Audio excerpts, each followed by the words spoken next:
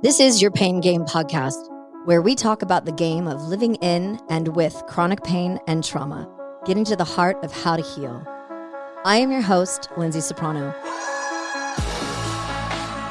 On the show, I plan on discussing with doctors, chronic pain patients, holistic practitioners, loved ones, and anybody that is interested in having their voice heard in the chronic pain and trauma world that we live in.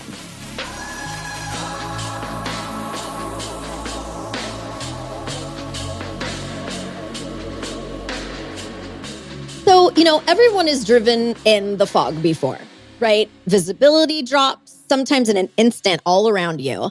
And every sense of ours is kind of on like hot red alert, right? You hold your breath, you're gripping the steering wheel, you get sweaty and clammy, and it happens so quickly.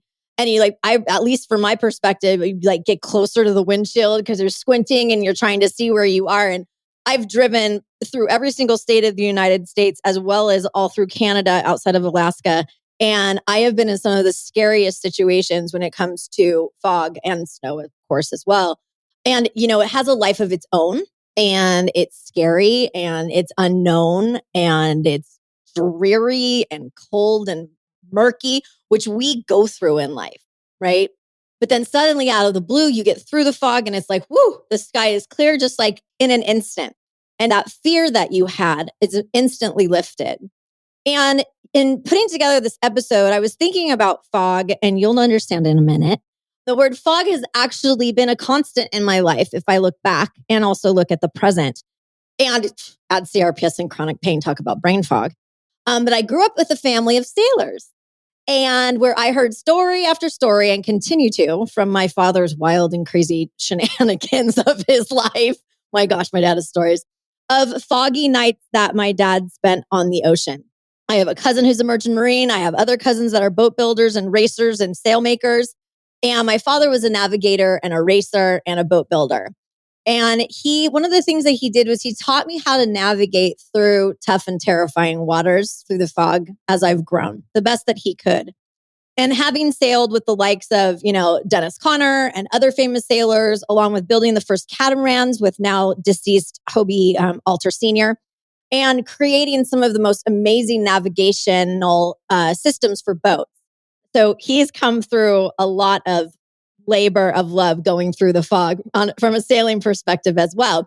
And ironically, my guest today is no novice in the sailing world either. And I was like, this is unbelievable. Because I picked up her book, which you'll learn about shortly. And it found the very first part of the book was about sailing. I was like, oh my gosh, I love this woman. So she's been a therapist for 35 years, focused on helping people heal from toxic and abusive relationships. She helps others clear their way after having been emotionally and or physically beaten down by another. And it really has turned into her life's work. She has a master's in social work and earned her clinical licenses in social work and substance abuse counseling, and is a board certified diplomat in clinical social work. So without further ado, my guest today is Shannon Petrovich. How are you, darling? I'm doing great. Thanks so much, Lyndsay. And it sounds like we had the same dad. That's so crazy. My dad was a wild and crazy sailor.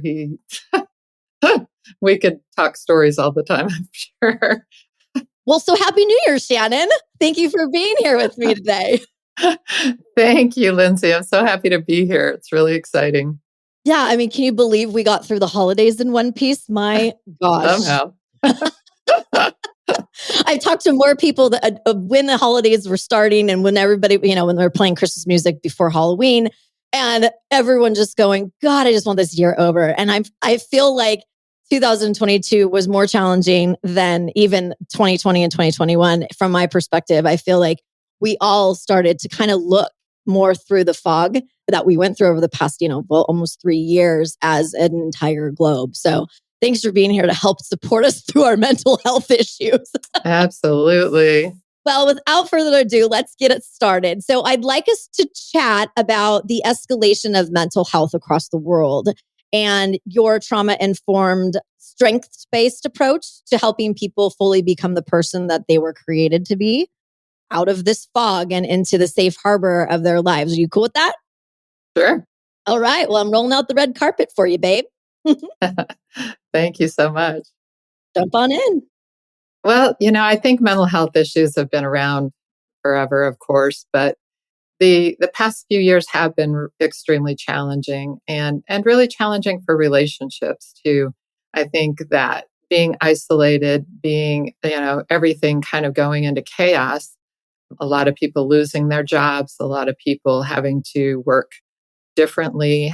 It just put a ton of pressure on everybody, put pressure on families to have kids at home and have to be parents as well as teachers, as well as navigating just everything and putting people in relationships basically in a vice grip where they had no outlets and no ability to get away from each other or take a break or anything like that. So it's been a high pressure situation, and I've definitely seen anxiety, depression, domestic violence, and toxic relationships and overall really escalate over the past few years. I'm sitting here listening to you, and it's just so sad because that escape part is like, oh my gosh, I'm stuck with you like all day long. And I'm not a parent, and especially of a young one, I can't even imagine what that was like for some of these people that, quite frankly, aren't necessarily the best teachers on the planet. I mean, I have a friend of mine who had they've got like their circle of friends because we all kind of like, well, I guess this is it for the next who knows how long. And they had set up a little one of their garages as an entire like a schoolroom for the Wow. kids. And so the parents would take turns on coming into the classroom, and all of the kids of that whole group would then be taught. And one of the neighbors called Child Protective Services on these people. What? Oh, you're And kidding. we were like, That you've got to sounds be so freaking. brilliant. I know. Oh What? my Like, gosh. we literally are doing the absolute opposite of what you're talking about. So, talk about unhealthy mental health problems. We need to talk to that chick. No kidding. So you started getting into this. You had a childhood trauma that kind of set you forth on some form of a trajectory. Do you want to talk about that a little bit and how that led into your work? Well, actually, my childhood was a wonderful childhood. The trauma that I experienced was late adolescence. I got into a toxic relationship, an abusive relationship with a boy in late high school. And luckily, I had the out of going off to college. And so I was able to get free of that for a couple of months and let the fog clear. But very much for a year and a half before I left for college, I was very trapped in that relationship. And a lot of the things I talk about in my book, I experienced. And a lot of the things that people talk about on my YouTube channel and in my work, I experienced myself. So I really get it from not just a grad school and textbook perspective, but really living in that fog and really being baffled by it.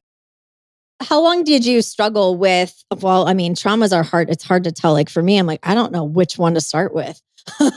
Yeah. And where Yeah. they're sitting in our bodies. Like we've talked about, oh my gosh, we talk about this book on almost every episode here of The Body Keeps the Score.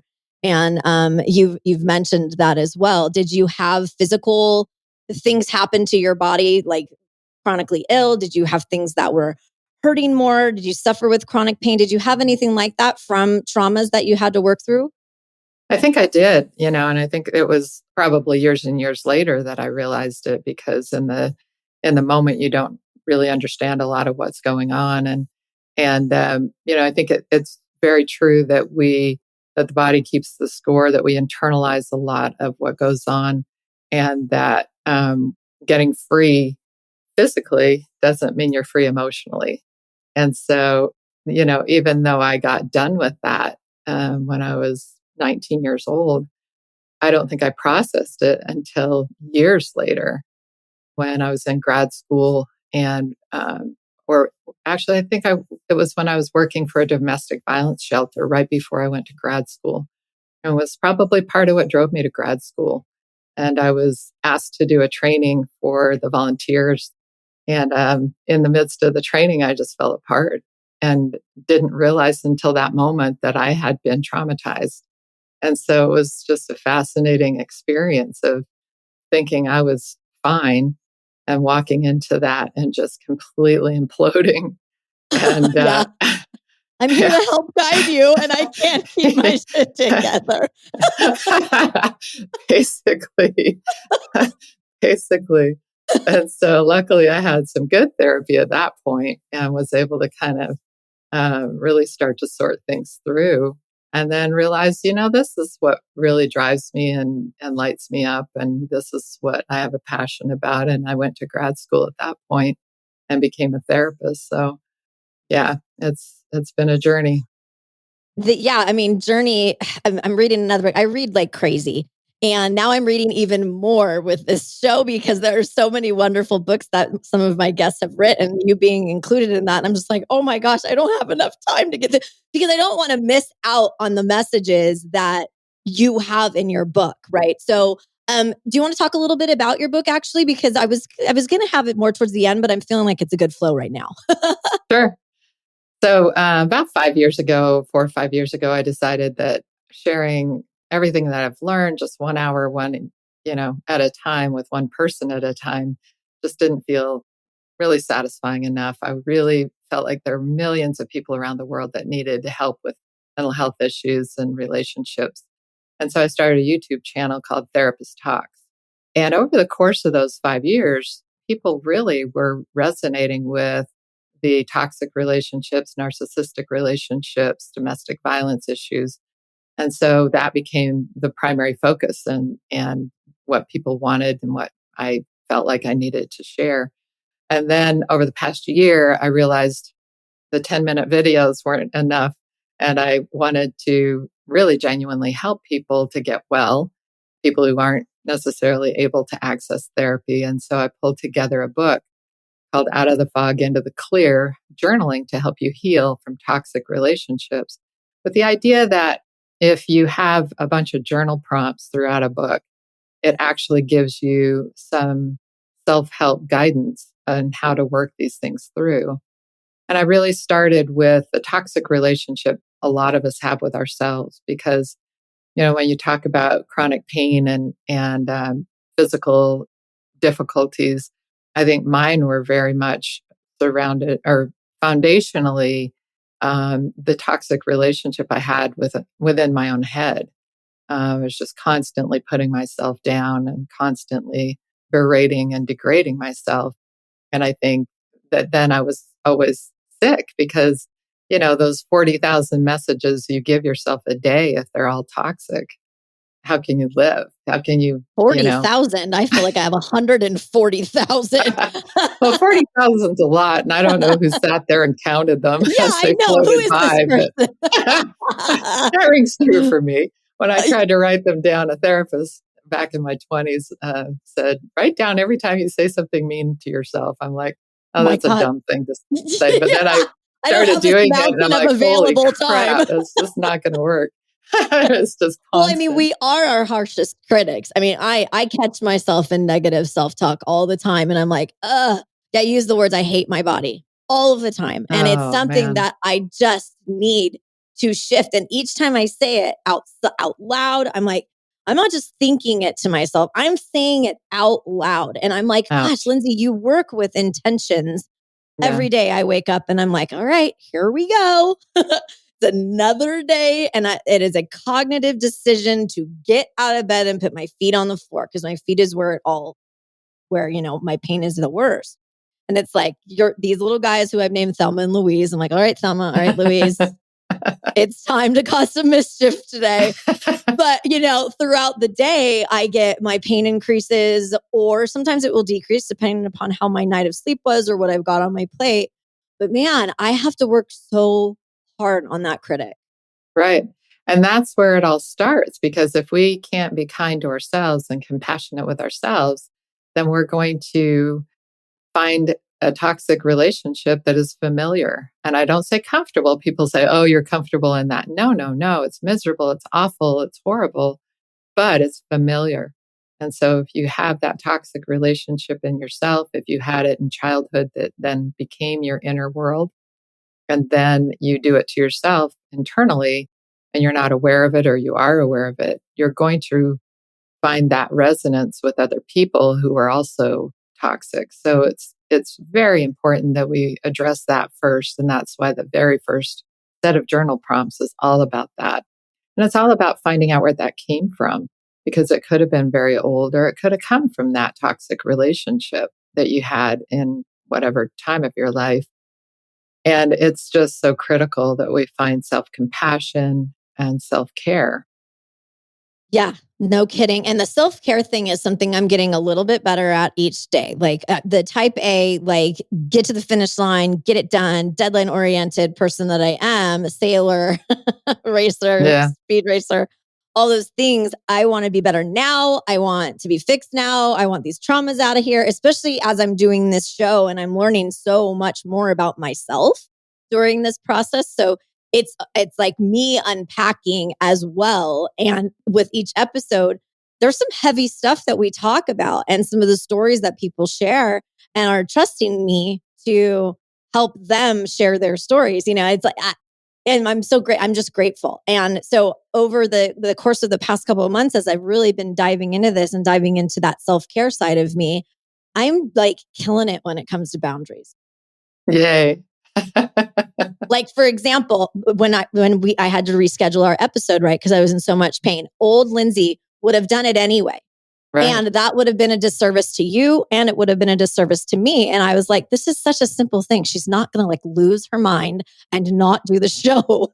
But I was so worried because I value people's time and we had it scheduled and I enjoy you so much. And then talk about your book as well. On top of it, I was like, I wouldn't have been able to do it. I mean, I could barely like type that email to you.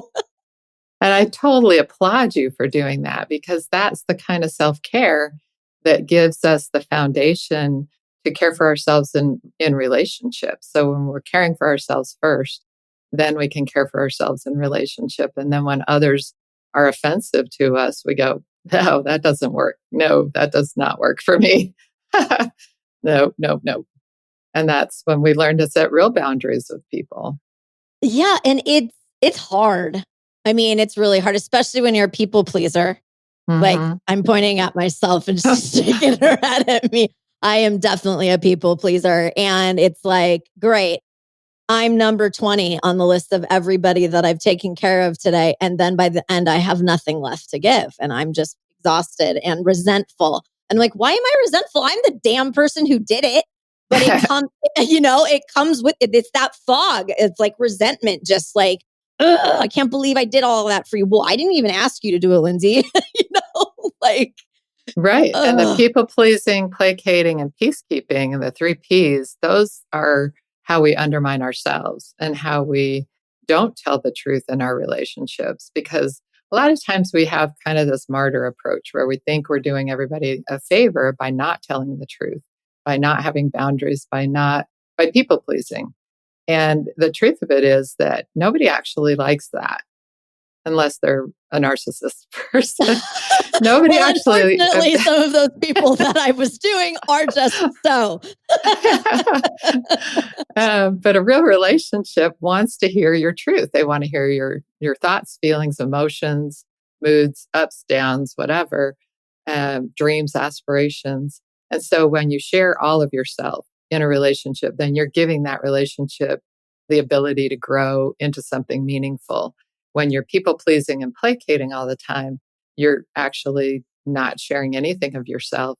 And you're giving that person permission to be all of the relationship and for you to not fully exist in that relationship. So you're setting up a dynamic right off the bat. So I really encourage people to not only notice everything in the early part of a relationship, but also notice yourself. If you're falling into peacekeeping and placating, make sure that you back the bus up Yeah. and be absolutely be 100% honest right from the get-go with your thoughts, feelings, needs, wants, and take a breath, take a break, and let people know what you need and what you're about. And if that doesn't work, peace out, Yeah. game over. Peace out. I love You you. don't Peace need to out. like you don't need that in your life. And so a lot of times we'll go into a relationship and be all into this placating and peacekeeping and people pleasing, thinking that we're setting the stage for a great relationship. And that's the worst thing we could do. I'm shaking my head back and forth because I needed you like 20 years ago. Hello. Pay attention to the red flags, right? That is Mhm. so simple when you think about the concept. Like, I had every red flag that you could possibly be like waving me in, like I'm landing a plane. And I ignored all of them before I married my now ex-husband.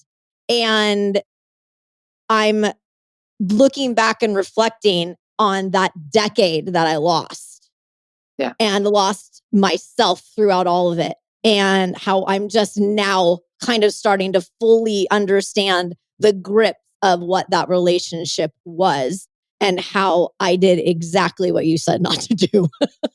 I did everything wrong. I mean, so did he, but I own a lot of it because I should have left sooner than I did. I mean, the what ifs, of course, but when your point is so dead on about when you get into a relationship, really look at those things in the beginning. But in the beginning, so much of it is like, oh my gosh, it's the honeymoon stage, right? It's like, you know what? Screw the honeymoon. That's only one freaking week or whatever of your life. Like, look at the whole picture, and is this somebody that shares the same values as you? Do they believe in God? Do they not believe in God? It doesn't matter to me either way in that part of it, but for some people it does. Like, and I didn't take those inventory and say, is this going to be the best partner for me in my life? No, Right. absolutely not. I didn't do that. Yeah, I did a video a few years ago called How to Develop a Trustworthy Creepometer. Is there a picture of my ex-husband there? and we, first of all, you have to know yourself and know your own values and know your own character qualities. And then next, you have to watch for those things in their behavior, not in their words, because a person can tell you till the cows come home that they're a compassionate person. And then they turn around and treat somebody awful. And you have to look at their actions, or they're laughing at somebody's pain, or they're making a joke over at someone's expense, or they're telling you about how they got one over on somebody, or they got revenge on somebody. Like, you got to notice all of that stuff and just sit back and recognize it. And the one thing that will derail your creepometer is getting intimate too soon. And that's the other mistake people make in our culture, because once you get your attachment mind going, your history, your rational mind goes offline and you're just hooked. And then it's a matter of building trauma bonding, which is tragic. I literally was reading about trauma bonding yesterday because I was doing an episode in relation to domestic violence, and I was reading about all the different types of abuse, which a couple of them I had forgotten or didn't necessarily think too much about being economical abuse Mm-mm. and religious abuse. But talking about, like, because I've been looking at things from a trauma informed approach to care. And I know that you're of that ilk, and I know that I won't have anybody on the show that does not support that, because I believe wholeheartedly that what's happened with my body is 100% trauma informed. And I just support it with crappy behavior, right? Like, nutrition is a crappy behavior for me. I'm terrible at it. And just simple things. I'm a bright young lady. Yet Yeah. I still make these really toxic decisions sometimes when it comes to my nutrition, right? And that doesn't sound like it's a big deal to some people, but it is a really big deal. And I've been basically living in trauma for most of my life, and that makes me really sad. But man, the growth that I'm experiencing in such a short span of time, I'm almost like, well, that wasn't that hard. Oh my God, it is really hard. It is It's so really hard. hard. It's really hard. Give yourself credit. That's hard work. Well, and I'm bad at that too, and I know a lot of people are. Like, oh, pat yourself on the back for doing something good for you. I'm not used to that. I'm not used to spending time on me. And when you have to face yourself in the mirror every day and not be looking at everybody else and what they need to be doing and what you could do to help their lives better, instead of the opposite, where if I'm not good to myself, then I can't be good to A, B, C, and D of the people in my world. So, Right. oh, clearing the fog, Shannon, clearing the fog is a full-time job. So, in relation to your book and journaling, I'd like to talk about the power of writing, because I love to journal. I have multiple different journals that I write certain types of things. I'm in this mood, or I'm in this mood, or one's really specific about food. Another one is all me, like I hope that nobody finds it when I die. Like, oh God. It Oh needs God. to have a Mission Impossible thing that goes, psst. This message will self-destruct 5 seconds after she dies. No, but seriously, and like my best friend, she and I have like a pact with each other. We're like, okay, as soon as one of us dies, we are going into each other's house and clearing anything possible that our mothers would not want to read. See, there I am caring about people from the grave. I am people pleasing and I'm dead. I love it. Happy New Year. Oh my gosh. I see I literally find out these things while I'm doing this show. I am like beet red right now, flushed up from laughing so hard. Oh my God, I needed that today too. So, anyways, to go back to the power of journaling from the grave and while you're alive, can you talk about why it works so well? And I know it's not for everybody. And that's like, we're like, well, what am I going to write? It's like, just start. Just start. You're not writing a book. It doesn't have to make sense to anybody but you, you know? Right. Yeah, no, I love that question because it's so true. And I've been a journaler since I was a kid. And, a lot of my journaling throughout my life was sort of venting and purging and then kind of coming back in with my healthier self is what I realized I was doing and saying, yeah, but Shannon, it's not all that bad. And you really could do A, B, and C, and that would help. And this part is your part. And, it was really sorting through for me. But the journaling that I'm encouraging in my book, if people hate journaling, they don't have to do that. It's just that it's important to recognize these insights and perspectives and strategies and then take action so that we look at things first, like I said, the toxic relationship with ourselves, the way we're talking to ourselves really matters. Secondly, where did that come from and sorting out what's true and what's old story. And then next, looking at what happened and then starting to sort out the rational from the emotional. We have this little walnut sized part of our brain called the amygdala, and all it knows how to do is fight, flight, or freeze. So it gets triggered into trauma, stress, and it can fight, flight, or freeze, and that's it. And when that happens, our rational mind goes offline. So our rational centers are the higher cortex. It's where we can be logical and rational, and we've got the facts, and we can act on the facts. So what happens to us in the fog is that we are lost in that emotional mind that is attached to that person, that is trauma bonded to that person. And we have no ability to raise everything into the higher cortex, into the rational centers and reason things out.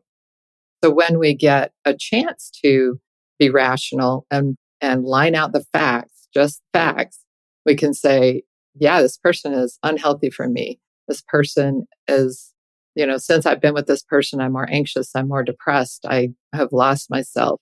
Everybody around me knows that this person's toxic for me. They've told me this, this, and this, and I don't listen to them.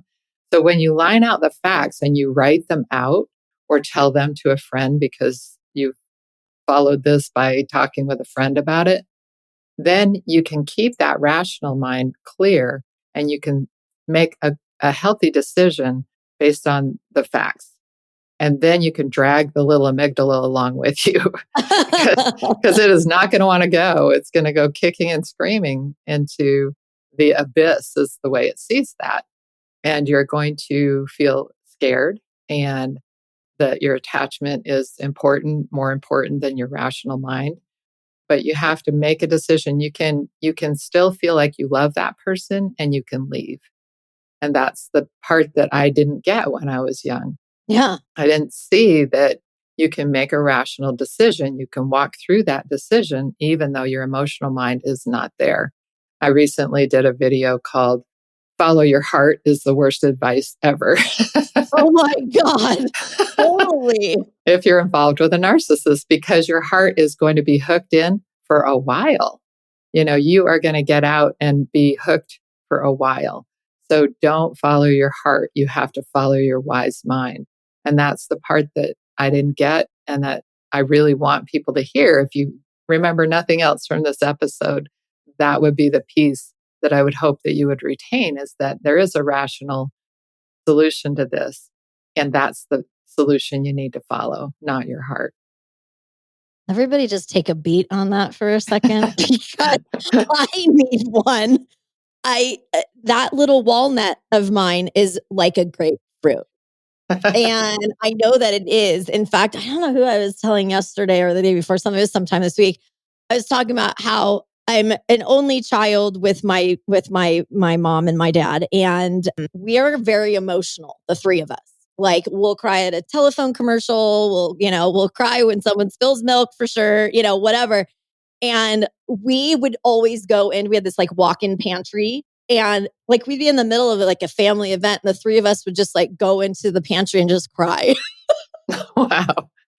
My friends would like come in and they're like, "What are you guys?" We're just like, who the hell knows what we were even crying about? I have no idea. But I come from a family of criers. We're very emotional. We're very loud, and you come to a family event and it's like there is no airtime because it is just like unbelievable.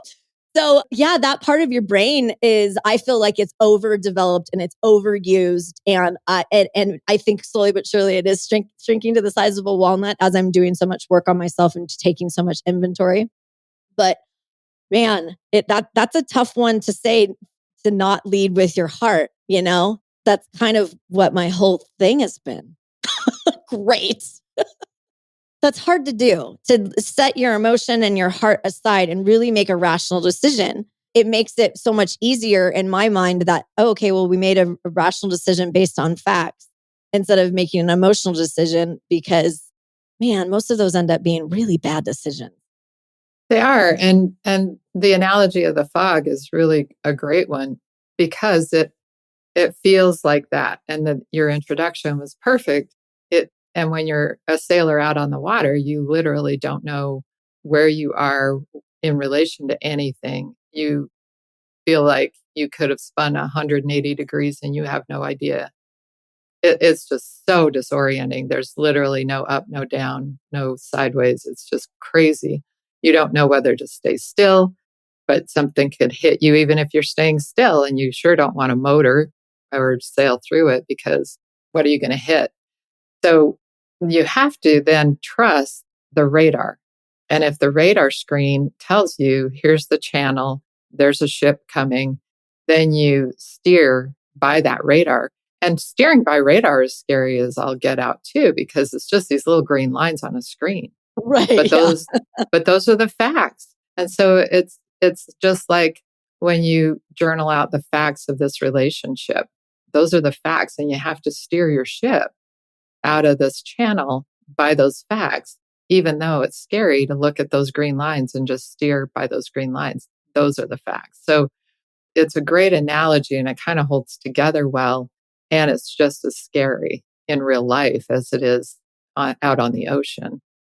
It is. That part of that really, I mean, it grabbed me from the first, like, what is it? Like the first couple paragraphs of the book. I'm like, and I'm in.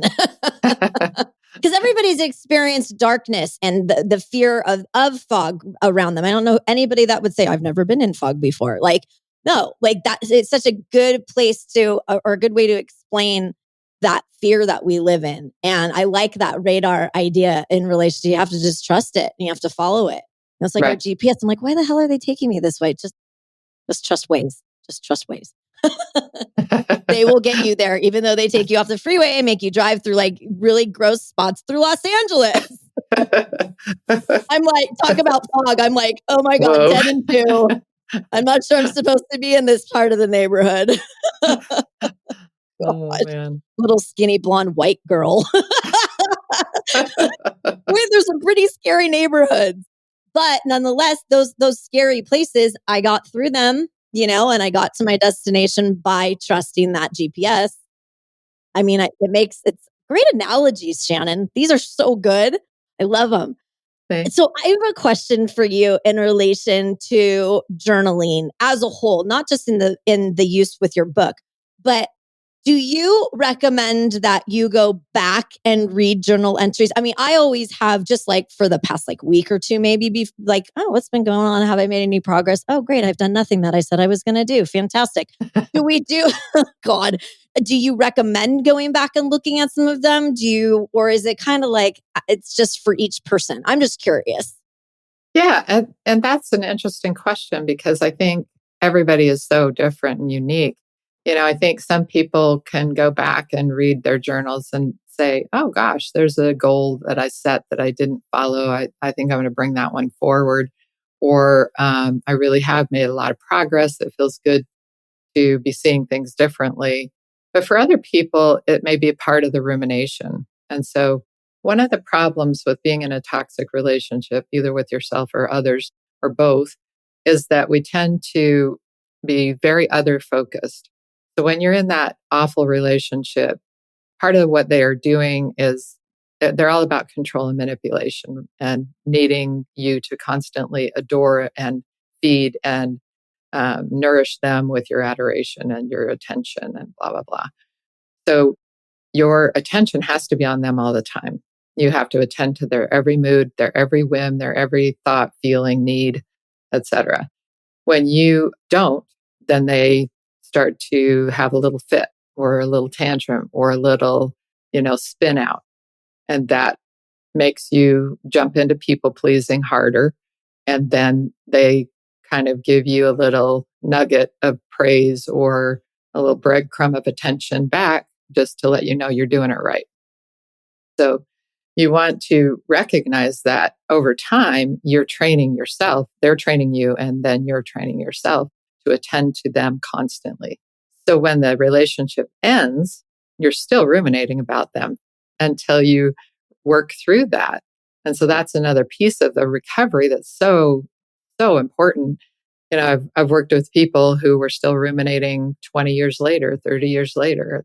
That person's long gone and they're still focused on them and still focused on diagnosing them and thinking about them and Oh, yeah. Yeah. stalking them on their social media to see, oh, now they're married and now they have a kid and they wouldn't do that with me. What was, so it's like nonstop, still focused on them. And we don't want to ruminate about somebody else. We want to learn to take care of ourselves, learn what we think, what we feel, what we want or need. I mean, I literally have clients who've said, I have no idea what I feel. I have no idea what I need, what I want, what my dreams are, my aspirations. They're gone. Like I've been focused on this person so long, I don't know who I am.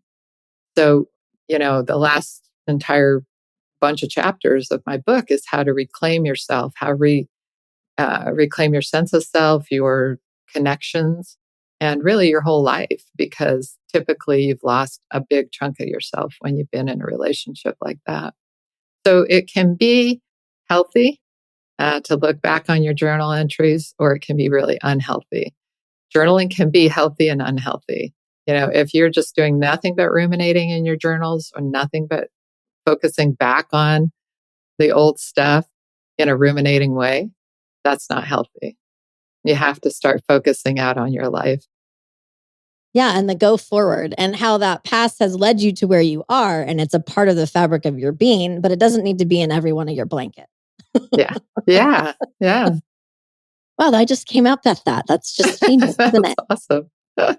I'm just so visual, like that's why I get so much out of your book, because the visualization of it throughout the whole book, it's beautiful. For someone like me, I appreciate that. And so thank you for your book. Okay, so I'm glad that you shared about the writing and the journaling side of it, because I find it to just be so incredibly powerful.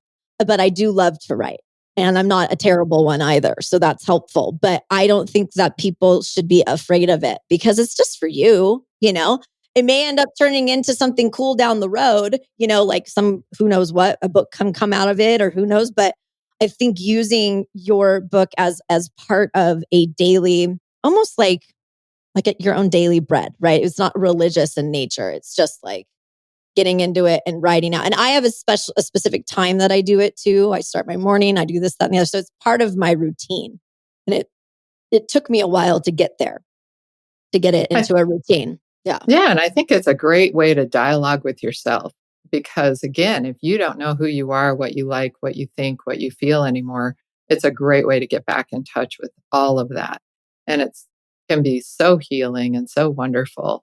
And you can just shoot from the hip. In one of my journal prompts, I'd say, what kinds of things would you have loved to have done in your life that you pushed to the side? And, because we really do need to re-embrace all of those aspects of ourselves that we lost. It's really important. I have a lot of work to do. We all do. We're all work in progress. A work in progress. And I think that that's kind of one of the first steps, is accepting that you're like, okay, I got to do some work. I got to clear out some of the cobwebs and clean out this attic. There's a bunch of stuff that I've been moving from house to house, open it up, dump it out, get rid of it. Why are you still, how did this box still make the cut? Get it out of here. But like you said, and I've said, it's not easy, but it is absolutely imperative that we start to do it, because I think the mental health of our whole globe is under attack. And I think you mentioned during our meet and greet prior to the recording about how we've experienced these high profile suicides, and of people that you would not necessarily like, what, how you've got everything that you could possibly want in this world. That's not even what it's about. It's not, money and fame doesn't necessarily make you happy.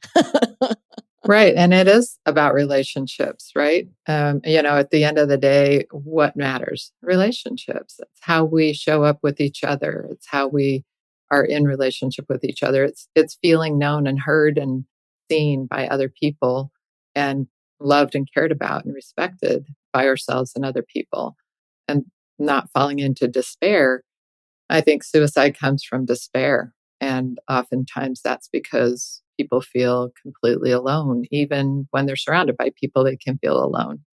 So how do we create community that's more loving and respectful and caring, and really knowing each other and really listening deeply to each other?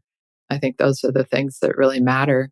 And those are the things that are missing in our world and in our culture. And that's what I love about podcasting like yours, is that you're bringing people together and you're giving people a voice and a place that they can feel heard and known, and a place where somebody gets them and isn't judging them and supports them.